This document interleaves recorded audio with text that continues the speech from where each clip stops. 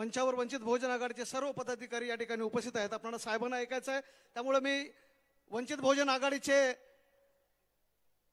राज्य उपाध्यक्ष, प्रवक्ते आणि या भागामधून ज्यांनी मोठ्या ताकदीनं निवडणूक लढली, प्रस्थापितांच्या विरोधामध्ये खूप मोठा लढा दिला, ते आदरणीय फारुक अहमद सर यांना विनंती करतो की त्यांनी आपली या ठिकाणी भूमिका ठेवावी. आदरणीय फारुक अहमद सर. सर्व महामानवांना विनम्र अभिवादन. विश्वरत्न डॉक्टर बाबासाहेब आंबेडकर, माता रमाई यांच्या कार्यकर्तृत्वाला, स्मृतीला विनम्र अभिवादन करतो.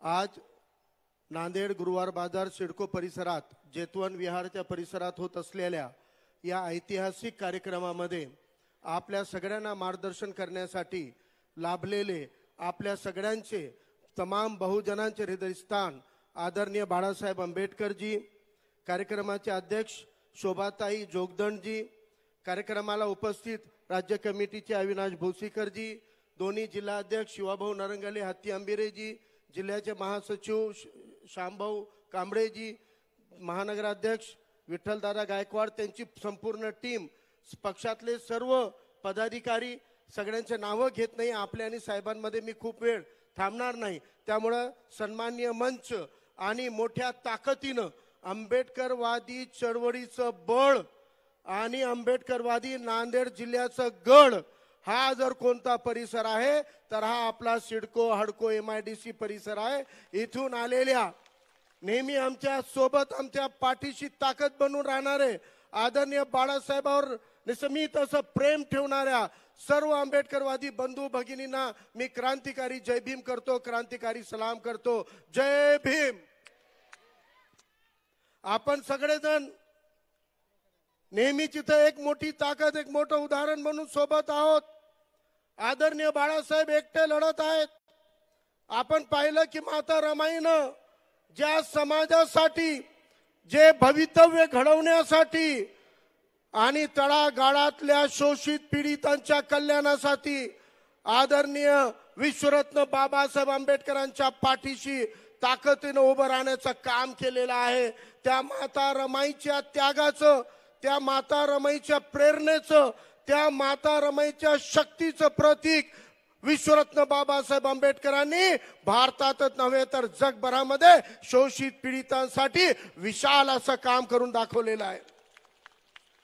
बाबासाहेबांनी पूर्ण जीवन मरण यातना सहन करून जे भारतामधल्या गुलामगिरीच्या बेड्या तोडण्याचं काम केलं, आता पुन्हा या भारतामध्ये कोणी जन्मणारा लेकरो गुलामगिरीकडे जाणार नाही, यासाठी बाबासाहेबांनी या देशाला अशोक चक्र, अशोक स्तंभाच्या चिन्हासहित भारताचं संविधान दिलेलं आहे, भारतीय संविधान दिलेलं आहे.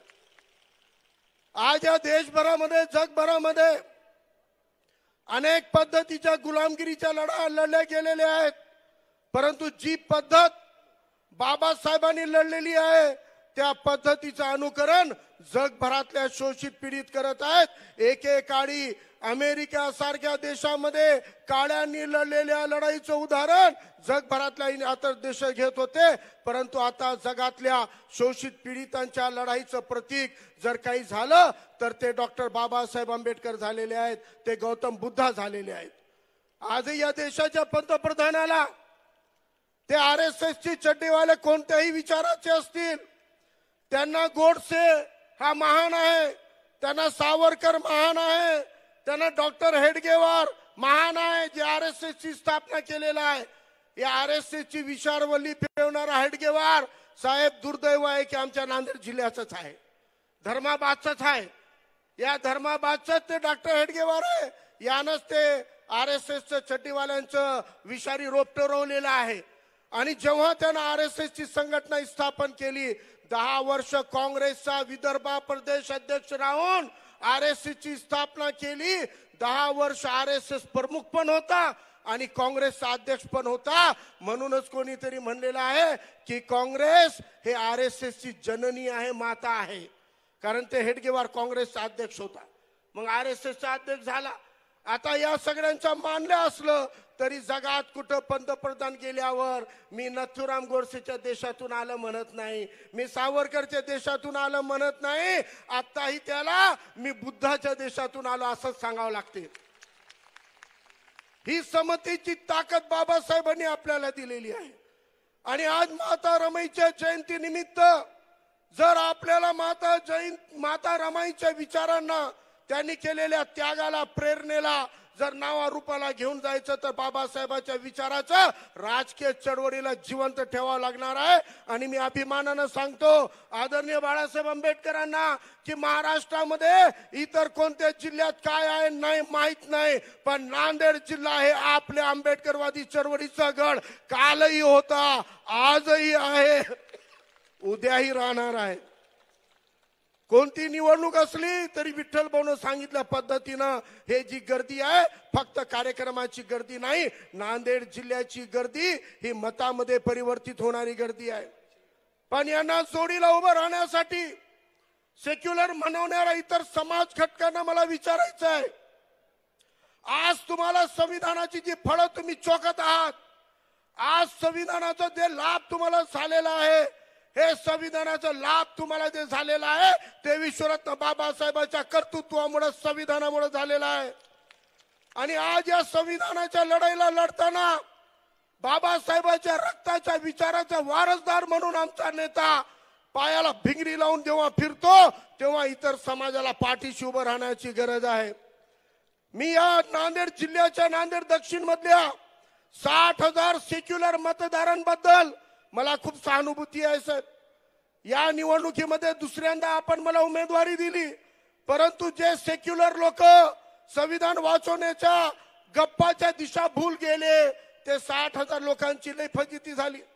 एखाद्या नववधूच्या हातावर लागलेली मेहंदी, तिच्या मेहंदीचा रंग उतरण्याआधी तिचं वर जसं गचकतो तसं या 60,000 सेक्युलर मतदारांच्या बोटाला लागलेल्या साईचं रंगही उतरलं नाही, तर 60,000 मतं घेतलेला सेक्युलर म्हणणारा लबाड माणूस सटकायला लागलेला आहे, भाजपच्या आघाडीला जायला निघालेला आहे. या निमित्तानं ओळखा, भाजप जर आपला शत्रू आहे, RSS आपला शत्रू आहे, तर ते 2 नंबरचे शत्रू आहे. 1 नंबरचे शत्रू या सेक्युलर म्हणून भाजपच्या आघाडीत जाणारे दलाल आहेत. हे लबाड लोक आहेत ज्यांनी आपली फसगत केलेली आहे. म्हणून या जिल्ह्यातल्या ओबीसींना मला विचारायचं आहे, शहरभर बॅनर लागलेले आहेत. 28 तारखेला भाजप आघाडीमध्ये इथून आमदार झालेला 60,000 मतं घेतलेला माणूस भाजपच्या आघाडीमध्ये प्रवेश करणार आहे. शहरभर लागलेल्या बॅनर मधले फोटो बघा, कोणत्या ओबीसी नेत्याचा फोटो नाही, कोणत्या मुस्लिम नेत्याचा फोटो नाही, कोणत्या मागास नेत्याचा फोटो नाही. एकाच घराण्याची घराणेशाही करणारे या लोकांना ओळखलं पाहिजे. या नांदेड जिल्ह्यातल्या ओबीसींना, मुसलमानांना या मंचावरून आव्हान देतो, येणाऱ्या काळामध्ये जर या नांदेड जिल्ह्यामध्ये आपल्याला सुरक्षित पद्धतीनं संविधानाच्या अधिकारानं जगायचं असेल तर बाबासाहेबांच्या विचाराचा, बाबासाहेबांच्या सर्व विचारावर चालणाऱ्या चळवळीच्या, वंचितच्या आदरणीय बाळासाहेब आंबेडकरांच्या नेतृत्वाच्या मागे आल्याशिवाय आपण साबूत राहणार नाही. येणारा काळ हा बाबासाहेबांच्या विचारानं आपल्याला या सिडको हडको सहित नांदेड मधले येणाऱ्या महानगरपालिकेच्या निवडणुकामध्ये वंचित बहुजन आघाडीचा झेंडा फडकवल्याशिवाय राहायचं नाहीये. कारण आता दुपारी एक व्यक्ती मला भेटले, म्हणले साहेब तुम्हाला बघून चांगलं वाटलं, तुम्ही विचाराची निष्ठेवर आहात. मी बौद्ध नाही म्हणले, मी हिंदू आहे, परंतु आता बघायला म्हणले लोक लबाड लोक बदमाश निघाले म्हणले, सेक्युलर म्हणून मतदान घेणारे भाजपच्या आघाडीत चालले. मी म्हणलं हे बदमाश भाजपकडे जाणार आहेत, यांचा बाप महाबदमाश आधी गेलेला आहे, या नांदेड जिल्ह्याची फसगत केलेलं, म्हणून या बदमाशांना ओळखणं गरजेचं आहे. म्हणून आपण सगळे ताकदीनं, जशी आज या कार्यक्रमामध्ये आपण एक नवीन इतिहास घडवलेला आहे. गेल्या 11 वर्षापासून विठ्ठल गायकवाड त्यांची टीम माता रमाईची जयंतीचे आयोजन करते.